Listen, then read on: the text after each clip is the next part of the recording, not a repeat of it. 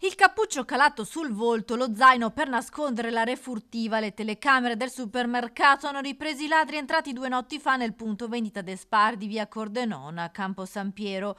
2 minuti appena, tanto è servito ai malviventi per araffare i soldi nelle casse e alcuni prodotti sugli scaffali e poi scappare lasciando il negozio devastato.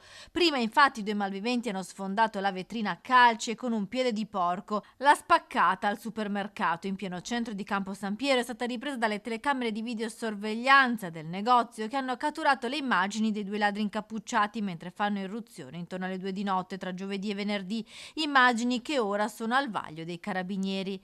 L'allarme del supermercato è scattato, ma i malviventi in pochi minuti si sono dileguati, forse aiutati da altri complici che li stavano aspettando in auto. Il titolare del De Spar, Thomas Astone di Volpago del Montello, dopo aver fatto denuncia ai carabinieri, ha mostrato le foto delle vetrate in frantumi e si è sfogato per i danni ingenti subiti dal negozio. Abbiamo spaccato la vetrata, come potete vedere, e sono entrati recandomi un danno di migliaia di euro. Purtroppo è una situazione indecorosa e anche di paura, quello che viviamo qui nel centro storico Campo San Piero, una situazione di degrado, di gente che comunque ruba sistematicamente e delinque.